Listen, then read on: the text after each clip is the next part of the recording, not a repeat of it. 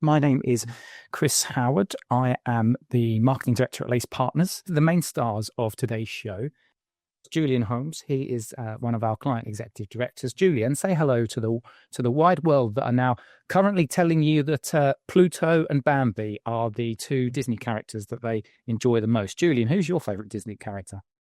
Do you know, I've written down Wall-E, or maybe I just love the film Wall-E. I absolutely adore that film, but there you go. That's me. So pleased to be here talking about a topic I know Kelli and I are both passionate about, which is the role, just the really important role that people play in business transformation, the role that the people functions and CPOs can play in that. So really looking forward to the conversation today. Just a little bit about me. I'm one of the exec at Lace, as Chris said. I run our workforce transformation business. I've been working in consulting and software in the people and HR space for far too many years now. So that's a little bit about me. And let's come off screen share because I would like to promise you all that this is not going to be a death by PowerPoint. This may be a consulting business that is presenting to you, but don't worry, we are not going full PowerPoint today. Let's introduce Kelli Klindtworth, who is the Director of Strategic Advisory Services at Visier. Kelli, hello. Hello, good morning. Coming to you from Portland, Oregon, so all the way on the left coast of the United States after a very interesting and exciting election evening out here. So as mentioned, I work for an organization called Visier. We are the leading people analytics provider throughout the globe. And I suppose I should also give you my Disney character. And I would love to tell you, I always want to think of one that's obscure and that people don't know so well. But the reality is, why not love a classic? So I'm a big Mickey Mouse fan. And I think, Disney goes back to the heart of the ears and really Walt's passion there. So that's where I gravitate.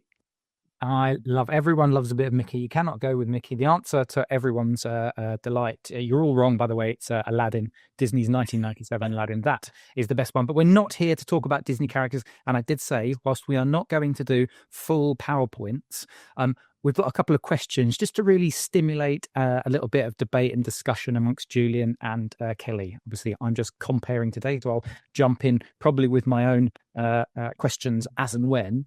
But let's just kick off with the first one. I'm going to start with you, Kelli, just for the purposes of today. Question that we've got, just to kick us off when my screen share works.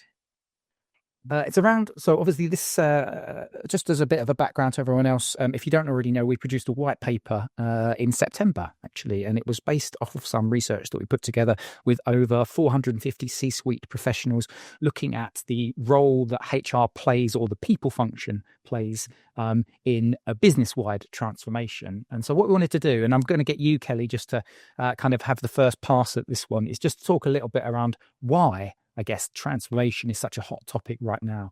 The key drivers behind it, and as we say on screen, global trade, AI, automation, easy for me to say, digitization, and the impact of work, skills, and talent agenda. So, nice, easy one to kick you off. I guess it's just a bit of a state of the nation type thing, Kelli. Like, why is it such a big hot topic at the moment now? Sure. And I appreciate that because, that is probably the number one question is why is this where we are so hyper-focused at the moment, this conversation around transformation? And I think there's kind of the surface quick answer, which is let's take a look at all the failure that's happening at the moment. And you see that in the forms of layoffs that are being reported in record numbers. And you see that in the urgency around technologies that are coming to bear and things that people are talking about that fundamentally change the way we work. So a piece of it is work is changing, but also people are dramatically changing. We have more generations represented in the workforce than we have in the past. And we have this really unique and interesting set of people. And I would say they're largely in their early to late 30s. And I think about my own background in education. So over 20 years ago, I worked in education. And if you want to know what's going to happen in the future, pay attention to what's happening in education today. It's the greatest crystal ball that we have. 20 years ago, what we talked about was being multidisciplinary. to be inclusive, to make sure that people felt like they had some skin in the game. And so we really were revamping education so that everybody came together and they worked on unique problems. And they said, well, how are we going to get the greatest outcome? And we wanted our students to do that. You saw the breakdown of like a lot of silos that were happening in that world. That's now true in the workplace because those people have grown up through years and years of taking a different frame, which is wonderful that it's stuck. And we say, how do we bring everybody to the table, which is going to require a transformation. It's really where we're seeing the younger generations push us out of maybe the old habits that we've had. And that's the reason it's a transformation. It's not a change. It's not rip out one particular tool and add in something else. It's about never going back to the way we were before because we are fundamentally different about how we show up to work today. But I don't know, Julian, does that resonate with you? Are you seeing different things about the call to transformation? No, I totally agree, and I think maybe one of the things I notice, with a slightly longer sort of telescope lens is just thinking about, earlier in my career where, I would do projects and programs with clients and they were very much seen as being a one-off event. You would do a big transformation, could be for growth, could be for cost. And that program would, really stick for, people would say, we'll do this program, it'll last us 5 years, however long, before we do the next one. So from that point of view, it used to feel for most of our clients that transformation was kind of intermittent. Yeah. And I think what's really changed now is that, whether it's a lot of the things, I agree with you, there's absolutely demographic changes, there's people's attitude to work, we can't not mention COVID. But also just in terms of the pressures on business now to continuously transform and continually remain relevant and competitive, remain relevant to their customers, remain relevant, to their suppliers. Am I allowed to mention, government intervention and global trade and politics as well playing its role? So, look, it's a cheesy line. We'll have a few of them, but I do think that most businesses are now embracing that transformation is actually business as usual now. So it's not a case of just doing big one-off programs. It's actually about continually optimizing, whether it's looking at your technology, whether it's looking at, your people, your location strategy, outsourcing, or whatever it might be. But then also really important is, how do you bring, your people with you, your valuable people with you in the right way and equip them to help them drive, your organization's success? And I think this is why the role of the CPO and the people function is so interesting, is that's not a simple question. That's not simply about how many FTEs do I need in this location with this job title. It's much more fundamental than that. As the work evolved, the people evolved, and how do we make sure we get those synergies and that constructive working together? Yeah, it's a really good point because I think one of the things we're seeing is from a behavior standpoint, change and transformation is very anxiety causing, and we're an anxious population, right? That is something that I think certainly we've seen go forward in the last 5 years. Psychologists are telling us that, whoever we have on the human front. But you're right, the business demands are always there. So how do you get people comfortable with the idea that you can always be learning and you can always be evolving? I don't know. It's almost like, not that we're going to coin new phrases here, but if transformation was framed more as evolution, I think it would be something we would get more comfortable with because it's the idea of always just getting a little bit better at what you do and making sure that people feel empowered to be a part of that throughout the journey. Can I ask a question to you both then? Just sticking with you, Kelli, because you talked about the educational background, and then Julian, if that's all right. Does that mean, do you think, because you sort of started talking about the generational stuff, do you think as the generations shift through the workforce, people naturally get older and you get a younger generation that are more used to transformation and change and evolution, that transformation therefore becomes more natural to businesses because naturally you've got the workforce that is evolving? I don't know. What do you kind of think about that? Yeah, I mean, it's a great question. It means that in the role of people officers, and you certainly see this in the research, that the function of HR fundamentally changes. right? You get used to always on transformation, always on evolution. I think I'm going to stick with some of that language here, and our younger generations will be ready to do that. But again, we do have a lot of anxiety that exists in our world that we have to be very carefully balancing these two things. So do I think there's a time where this notion goes away that we're always transforming? No. But I think that if we do our best work of connecting hearts and minds to data and outcomes, we actually spend a lot more time thinking about the humans that are in our care and how we create environments for humans to thrive, while business, right, the binary questions kind of continue on this, pattern that they've been on. So I do think the opportunity exists in making sure that the people feel comfortable with the work that is now in front of them. Julian? Yeah, I mean, and the thing that springs, in fact, I'm thinking about not a current client, but one we're talking about doing some work with at the moment, who are very much interested in, well, what does this mean for our leadership team? What does this mean for our middle managers? So a lot of the sort of dare I say it, to some degree, the kind of management theory, the things that people get taught in business school, okay, that is evolving again, but they are still somehow seen to be kind of, the foundation seems to be in kind of 19th century, car factories and steel mills and things like that. So I think in the environment we're talking about, of course, you still need to manage the outcomes, but actually, the type of support and needs that your workforce have, I think, are changing very quickly in this new environment we are in. And I'm not sure the management theory, the leadership capability, the management capability has caught up yet. I think there's still a gap.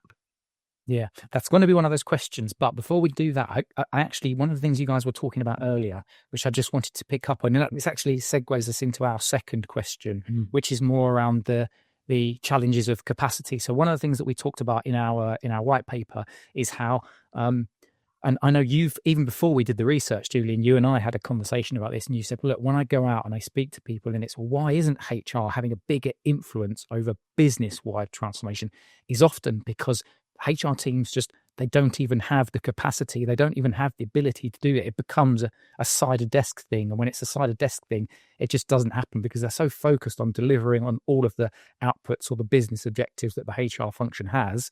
They can't look forward like this. So I won't call it up on screen because, I mean, you guys have got the questions anyway, and we'll focus on just these lovely people who are watching us, just looking at us have a chin wag. But can you talk me some thoughts, Julian, around that? And then maybe Kelli, if you can jump in, layer in over the top of this, around this idea of how HR teams actually overcome the challenges of, well, how do we actually make capacity here to be able to help be a driver of business transformation?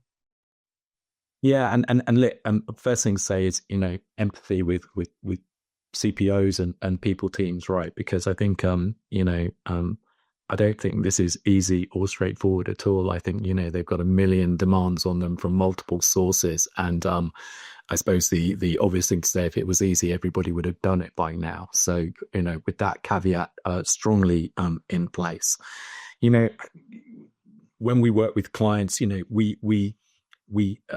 we see a few things, I think, that contribute to that capacity issue, and then maybe we'll come on to talk about some of the resolution later. But there's still a lot of complexity, even though people have moved to cloud HR solutions.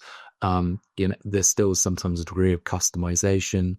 I'll just pick on one of the data bits, of when we're working with clients, and they have, hundreds or even thousands of HR reports which they're maintaining. It's so complex. This kind of undoable problem. So just the burden of maintaining this complex service model, I think, is one of the pieces in there. I think it's fair to say is clients still sometimes struggle with automation.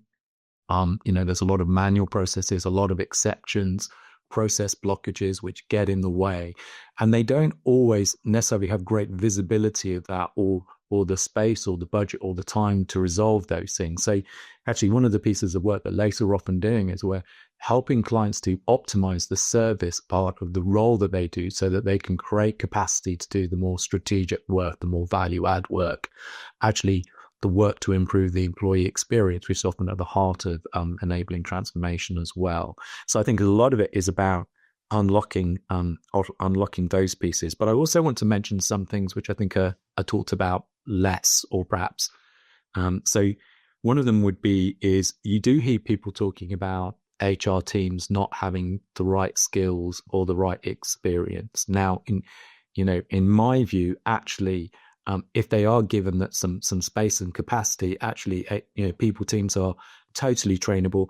Actually, often within that, there are amazing people transformation leaders within people functions. But it's about creating the space for them to go on the journey, but then also, really importantly, giving them real work to do, real projects to do, actually delivering transformation outcomes rather than just learning some methodology and doing it in abstract.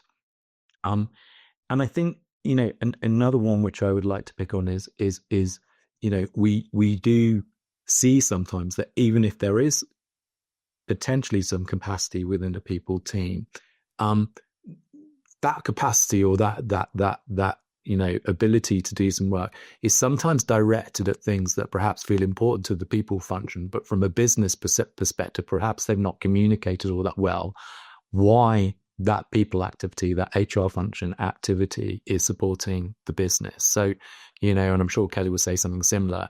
We often like to reverse it around to say, well, actually, what are the actual people problems that the business are actually experiencing? And therefore, what's the HR agenda to address some of those needs? And I'll just give a quick example. I won't talk about specifics. Is, for example, we talk about employee experience, employee engagement.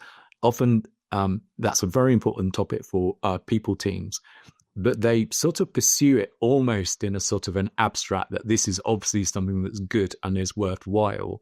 And that is true. But I think it's so much more compelling for the business if you can show what the impact is of employee engagement on business results, like, for example, how well your branches perform or how well your restaurants perform. Because if you can show that higher employee engagement leads to better customer experience, which leads to better profitability, all of a sudden, you there got a virtuous circle, is that employee engagement becomes something that you can invest in to deliver a business outcome. And I think, too often, not every client, some clients are amazing at this, but some clients struggle to just draw that line between the business outcome and the activity that the people function can add value to. Yeah. Kelli, I saw a lot of nodding there. So any sort of bits that resonated there with you from what Julian was talking about? Yeah, of course, you made it challenging because, to your point, we had the questions, but we hadn't necessarily told each other what our answers would be. And to have these moments, you're going, Julian, you said all the things that I wanted to say. Yeah. I think you're spot on. A couple other things just to share with the group. The hardest sentence for anyone to master is no. And it is a complete sentence, right? Jane Fonda has shared that with us now. No is a complete sentence. And I remember years ago, I read a book about nice girls don't get the corner office because you have to be comfortable using this very powerful no in ways that really matter. And when we think about HR, who are notoriously the nicest people in the room, and some of you will snicker at that because you know that not actually that nice. And right. Sometimes there's this secret understanding that it's the hardest working people in the room, not necessarily the nicest. But I know as a person who does a lot of speeches, I always look forward to an HR audience because that audience I know is willing to sacrifice and make the changes and to do the work necessary for the people that they serve. But the problem is that when you get caught up in all of that, you also become overburdened by all of that. And what we've created now is a world where HR very often is picking up, or people space is picking up the things that others are unwilling to do. And we're unwilling to lean into others to take that accountability. So in the concept, we spend a lot of time talking about this here stateside of working at the top of your license. And Julian, this is where I think you were touching on this as well. The most important things we do sit at that strategic level. And for that reason, the data and the information that we're talking about actually can't be that hard for you to obtain. So I spent many, many years. Don't want to reveal too much about how old I am, but many years partnering with, Fortune 50 CHROs.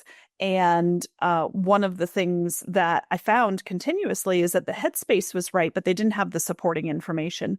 So when I made the shift and I joined Visier, the reason that I'm so passionate about Visier and what we bring is we make the data easy. The data has to be easy. It has to be at your fingertips. It has to be on demand. And rather than spending your focus on, I need to become a master of the data, actually, you can partner to become the master of the data. And then you can focus on saying things like no in the right places so that you can use the data and the powerful sentence to work truly at that most strategic level. And I think when those things happen and it starts at the top, the capacity naturally flows and you shift the entire organization to be talking about different things. Yeah, it's really, really interesting. And what I'm fascinated about, what you're talking about there, and I want to get onto our next point really, which I'll share onto screen because it kind of, again, segues into what you guys are talking about. So I will start with you, Kelli, this time. Hopefully you guys can see what's on screen. So it's just question number 3 that I'm quite interested in, because one of the things that we talk about in the white paper is around this idea of another C, if you like, which is this idea of capability. And what you were talking about, what you've both been talking about there, is this idea that how do you leverage people data? How do you leverage the analytics side?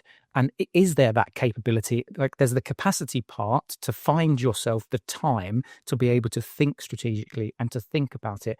But then there's that question around how do HR teams actually build their analytical capability? I'll start with you, Kelli, but then Julian, if you want to jump in straight after. So yeah, that was the third question that we've got. How do HR teams build their analytical capability to move from reporting on people metrics to actually driving on business outcomes? And again, earlier on, Julian, you were talking about that a little bit when you were talking about that, flipping it almost to focus on those business outcomes. And then you've just started to touch on that, Kelli, when we were talking about what role does the actual analytics play. So do you want to just build on that a little bit more? Yeah, absolutely. And I have the easier answer to this question, right? Because I'm tied to a platform that does exactly that. So I think something to keep in mind and maybe, just going a little deeper on the points that we've made, know your strengths and play to your strengths. If you are not inherently a data person and you take data and you want to spend the time to really invest yourself in it and learn it, the problem that happens is then business breezes by you, right? The speed of business is so fast right now. So I think it's not being afraid to have the conversation about the data. If the data is readily accessible to you, well, what does this mean? And maybe digging in some moments to your bias and your assumptions that happen when you see that. Data needs to be something that we don't reserve for the data specialists, right? To your point, the capability. And that starts with feeling very much so on your teams that we have a right to represent the data as well. The reason that people struggle with that is they don't always trust what they see, right? Your gut tells you one thing and the data tells you something else. That is the conversation, right? If your focus is on accuracy, then you will only spend your time building capability around accurate data, which will be not as timely as what you need. And I always tell people, one of the great thinkers on my team, a gentleman by the name of Matt Rogers, has said this to me over and over. You can be directionally correct or precisely wrong. So the spirit of directionally correct, make sure that you have data that kind of leads you into the so what is the next step? How are we going to move from I understand the problem to I understand the solution, or I have a hypothesis around the solution, and to beat the drum around trust in your ability as a professional, in the data that's presented before you, and this idea that we don't need to get it exactly right. What we need to do is start moving. And that capability, right? The understanding that that is the capability you build. You don't build capability of accuracy. You build capability of action. And you use partners, in this case, Visier, which is absolutely what I, again, am most passionate about, because Visier says, we'll get that data in your hands, and then you can immediately move into an action mindset. So I think there's a piece of that, of building the capability, but the capability is not building your analytics capability. It's building your action capability. I don't know, Julian, am I crazy? No, well, can agree more. And I've been on this journey twice because I did it actually at the beginning of my career when I worked in finance. Don't hold it against me. Don't disbar me from the webinar. But we moved in finance from, and I know some finance functions will still do this, from producing books of reports with hundreds of reports in, a kind of throwing it to the business and saying, hey, here's all your data, go figure, to producing, for each business leader, maybe only one or two pieces of insight. We changed the word from data to insight, where we said, hey, we've seen this. We want to understand more what's going on here. But based on this, we'd like to have a discussion about the following actions that we can take to either take advantage of this opportunity or remedy this issue or address this risk. So we moved absolutely from reporting the service to becoming strategic advisors by creating a debate with the leadership team about what action we needed to take. And I think it's interesting, right? I was actually talking.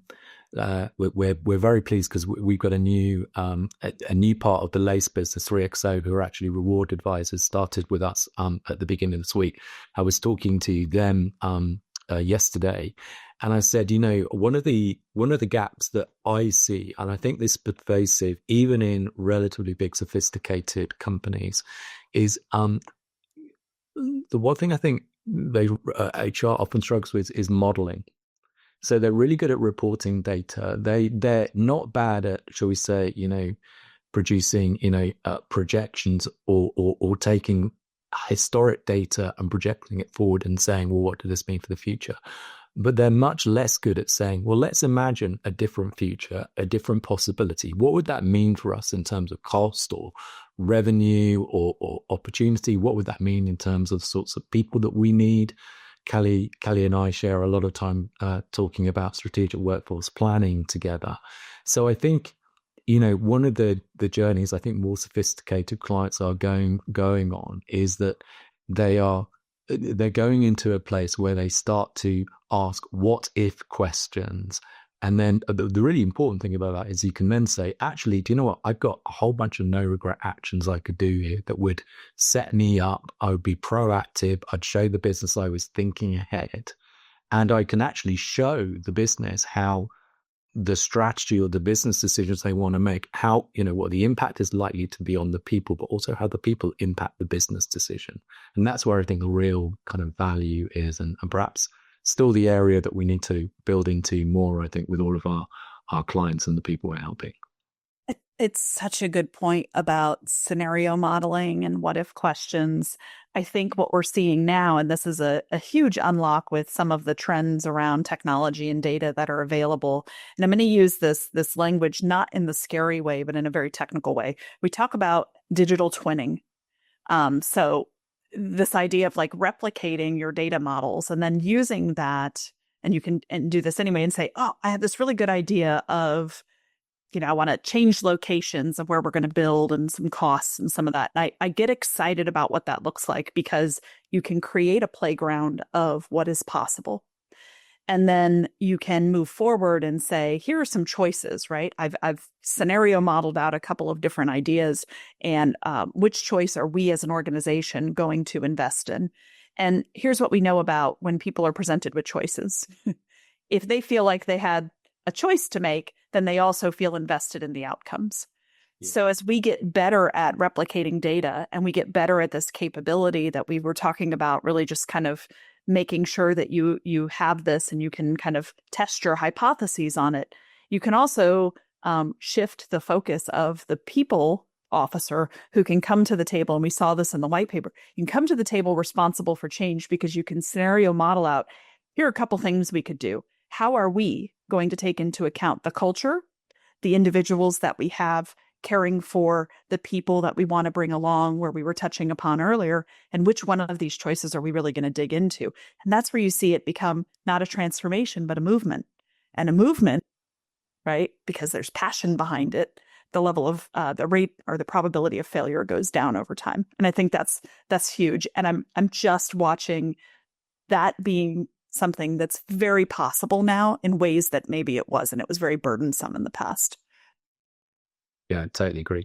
Chris, I don't know if you saw that Peter, thanks. Peter made a comment in the chat actually just about, really just helping people, leaders, to perhaps become a bit less reactive and a bit more proactive. So I think, anybody on the call who's perhaps in a people analytics role or in a strategic workforce planning role or an OD role is starting to equip your CPO with, hey, we're looking forward. Here are some of the things that we need to think about. I think really starts to empower, helps your CPO take a more proactive control of the agenda rather than perhaps being reactive and what have you. But there's a bit of chicken and egg there, right? Can you encourage the right behavior by giving the right material to help people be successful? Yeah, for sure. It's interesting because I feel like you guys have kind of started to touch or tiptoe around the question number 4 that we actually had, which was around HR shifting from being, how does HR shift from being a service provider to an actual shaper of transformation? So I will let Julian sort of kick off that one, but then go into, because I feel like when you were talking about, Julian, you were talking about how HR is very, very good at that modeling piece. That's almost that part of it, isn't it? They're very good at that side of it, but how does it actually shift to be more of a proactive shaper? Yeah, no, absolutely. And I think just to be clear, I think the modeling piece is a muscle that still needs to be built at the moment, just to be really clear. But yeah, one of the things that came out from this survey work we did, as Chris said, 450 companies, great majority of them over 10,000 people, so all of them scale businesses, was actually less than 50%, is really important, of CFOs, chief financial officers, thought that the people plan was aligned to the business plan. And I think that's just so important, right? If you're fundamentally, your HR strategy, your HR plan, your people plan, I know it's distinguished by some people, is not aligned, that is, you're already struggling to have an influence at that point. So my number one thing, I've got 5 things on my list. So first one is just really trying to, as far as possible, align as much of what you do to business outcomes. And if it doesn't align to a business outcome, really challenge yourself about, as I like Kelly's no, the Jane Fonda no, do we even need to, can we just stop this? And what would be, would there be a risk or other implication of doing this? Can we simplify it? Can we automate it? Can we reduce our investment and briefly reduce our management attention we spend on it so that we can focus on the questions that matter? So that's the first thing. The second thing, and again, I really recommend for anybody who's wrestling maybe with some of these questions in their organization, there was a lot of insights on how different members of the C-suite, what they thought about the role was of people and the people function and business transformation. And I think one thing that comes out really clearly there is actually the CEOs are generally very positive about the role that the CPO plays. The rest of the C-suite, not so much. And what that kind of led that to think about was, perhaps the CPO looking for opportunities to work together with other functions in the business, with other business leaders. And I think this is really important. It's not, it is about understanding the language. It is about understanding their priorities and the things they're trying to achieve. But I think it's also about finding, hey, what's their problems and what are the things that the people function do to actually tackle some of the business problems that some of my fellow C-suite members. And then in that case, all of a sudden, it's not, HR as a sort of a guardian or a steward type role, or HR as a service provider, why don't I have the data in the format that I want it? But it starts to become HR as my partner. I can start to play a shaping role in the business around where we're going and what it is that we want to achieve. Very much related to that is collaborating, in particular with the finance function, the technology function. I think we'll all have experienced, sometimes tricky relationships there. But I think that where you can, and anybody works in an organization where the people function and the finance team and the tech function are working in concert together, at least on some important topics, that really begins to supercharge that organization in terms of driving business performance. It's mutually reinforcing and solves lots of problems for everybody. So really encourage that. Fourth one is quantifying success. I hate to say it, to be honest, this is true of many parts of business. There tend to be a lot of initiatives in business. Things get started, maybe some things get done, but then there's no tracking of them. There's no proof of outcome. There's no monitoring. And it's so much easier to go back to, if you're asking for budget from a CFO and said, we did this thing, we improved employee engagement in a sample of 30 stores, profitability rose in 25 of them, we spent whatever, we gained whatever, and look, and then all of a sudden that becomes an investable proposition for your CFO and the rest of the C-suite, right? So it's just really just being, not only we delivered the project, but we delivered the project and we delivered the benefit. And then I think, and we didn't get to talk about this, we spoke a little bit about skills in the HR team, but we also, about ways of working in the HR and people teams. And I think, that the HR team can play such an important role in developing a culture of agility and change throughout the business. So helping the rest of the business to work in that manner, working in that manner in themselves, working on the most important topics, which, let's face it, are often they're cross-functional, they're cross-geography, cross-business unit, and really just, I have a colleague of mine who worked for one of the big pharma companies. His job was notionally to do, organization design, target operating model, things like that.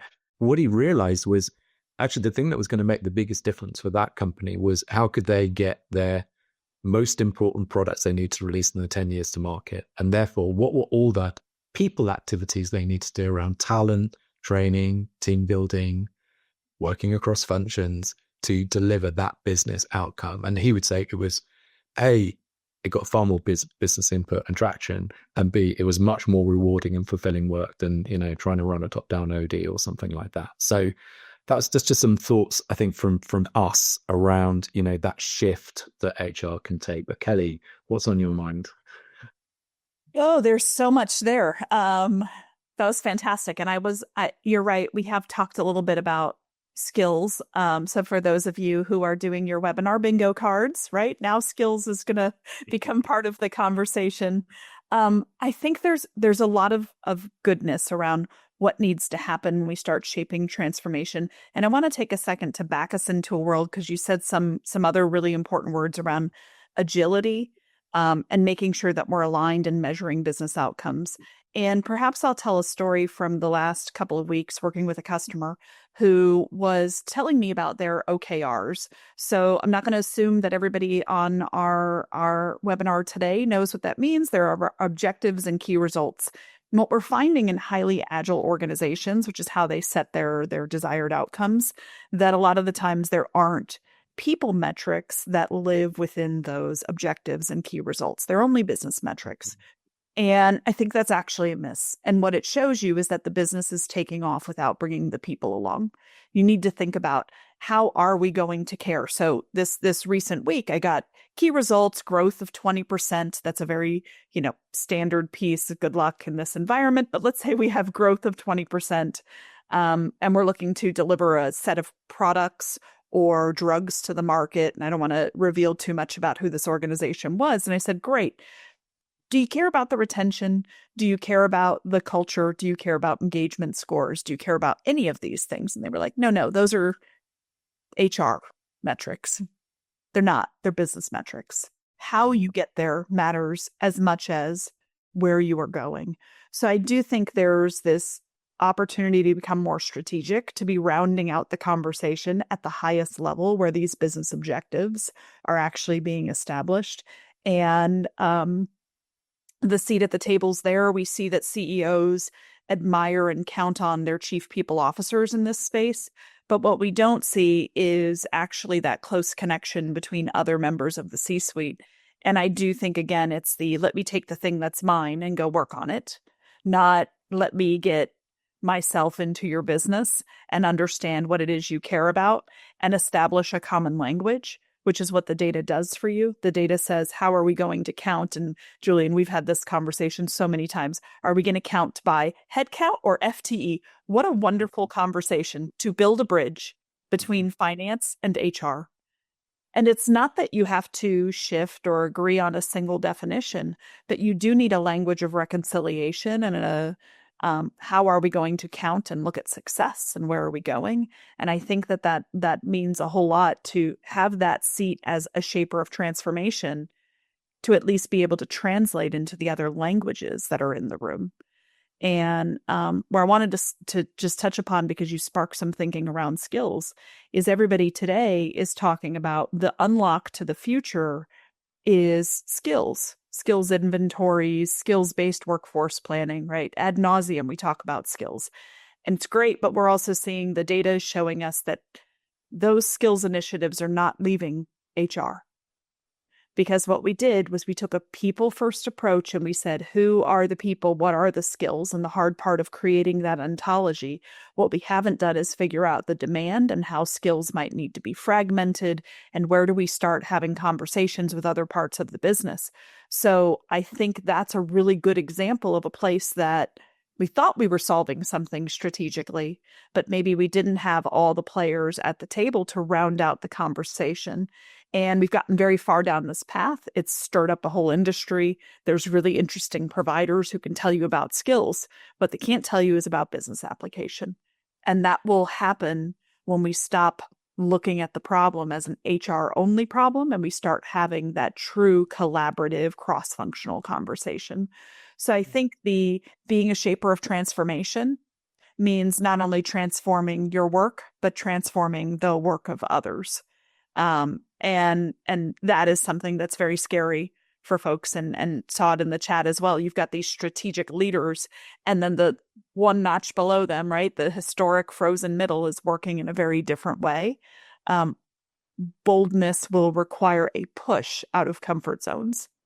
Yeah. And is it, so to kind of round us off into the segue into the final question, actually, is that the CPO's role then? So you talked about the skills and making that connection across the application, across the other elements of the C-suite.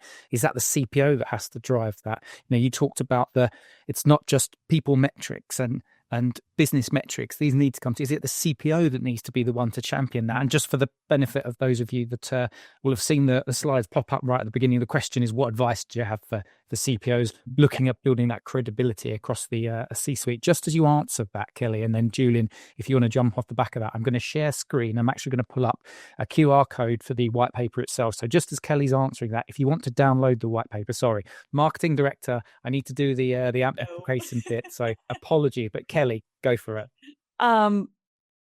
Why not the CPO, right? Is that the CPO's job? Sure, someone has to do it. So directly in opposition to what I had shared with this group before, right? Just say yes. But in this case, I do think the CPOs are well positioned to do that. We are seen as the folks who bring people together.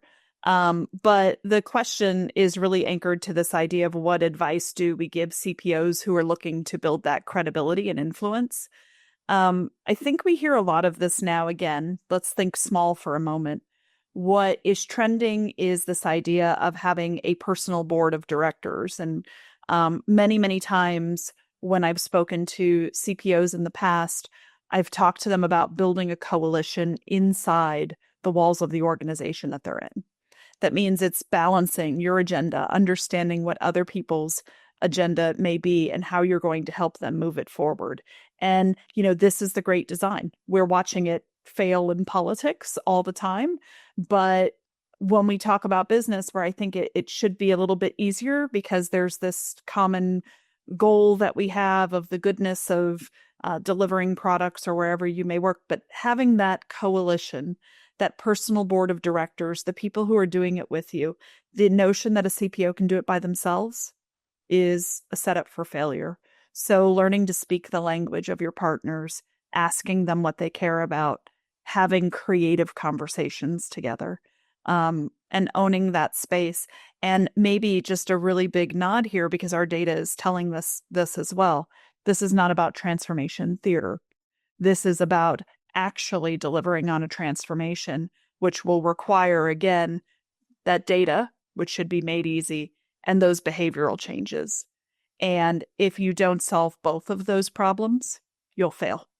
So our CPOs need to say, do I have the data right? And now am I focused on the behavioral changes I'm trying to see happen? And I think it's ask yourself those two questions in your actions every day, and a CPO will know better where to move next and how to reposition themselves. Julian, I'm going to hand it over to you. So it's super interesting. I was working with one of the early skills vendors a few sort of years ago, and it's interesting that market then was mainly, at least as far as I could tell, was sort of to to governments and to think tanks, and it was people looking at the macro when we were just beginning to answer corporate questions around skills. I think really my I don't want to yuck somebody's yum, if I'm allowed to say that, right? I've always been a little bit cynical about rolling out big programs. Skills might be an example across a whole business for the good of the business, but without real clarity about what the outcome is that you're trying to achieve. So I think most of the successful examples I've seen of businesses where they've really made skills work is because it's tied to a tangible business outcome that will make a difference, right? They're completely changing their technology, or they're, of course, in, dare I say it, in businesses like ours, professional services businesses, engineers, lawyers, things like that. Skills, that has a real currency there because you're often trying to assemble multidisciplinary teams at short notice, and you're having to move people around very quickly. You need that agility.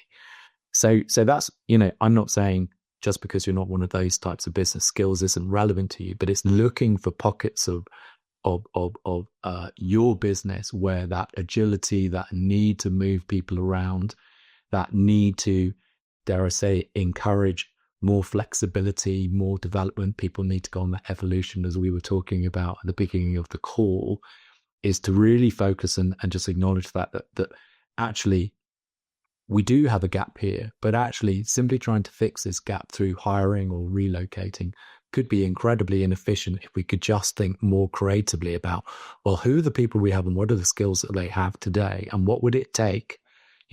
Back in the day, I'm sure this is old news now, it was if you want, at one point it was forgotten the job title now, but basically it was security teams in companies, IT security teams, and there was a huge lack of security people.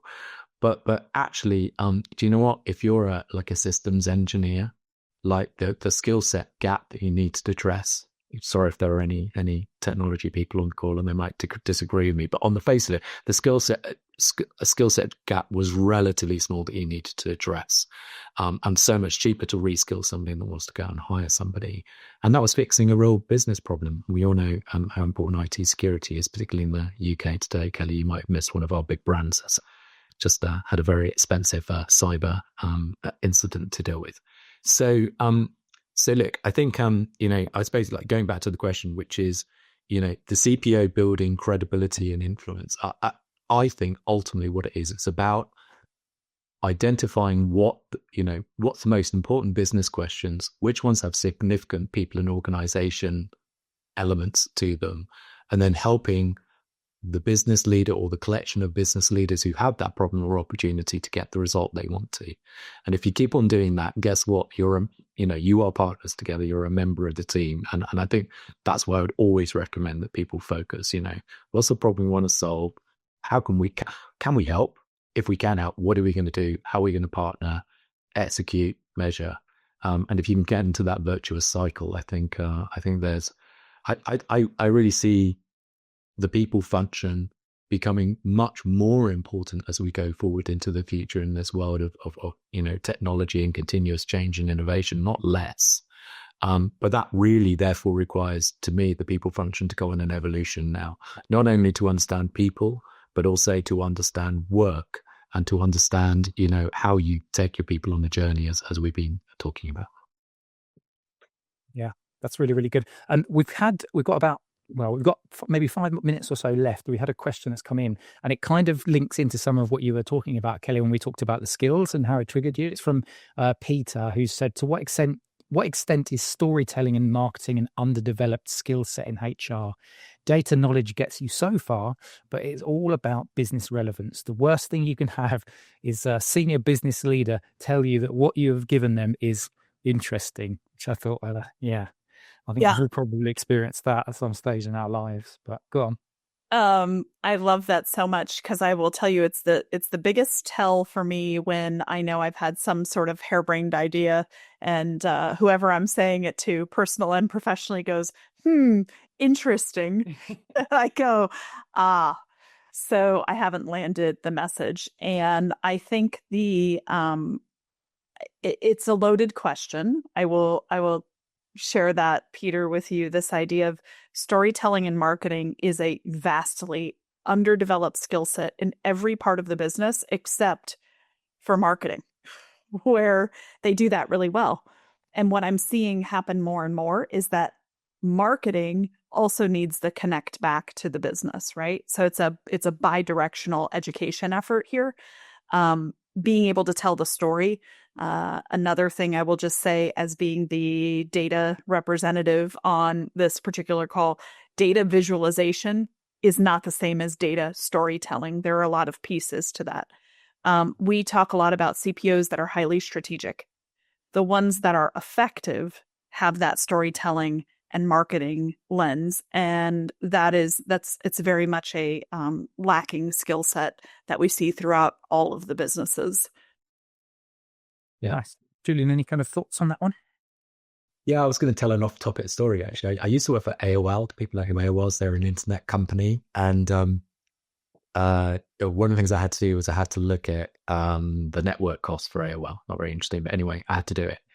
And I was had to sidle up to one of the very senior people at AOL and say, I think we've got a bit of a problem in terms of our international network. And he said, well, what is it? And I sort of explained this sort of problem.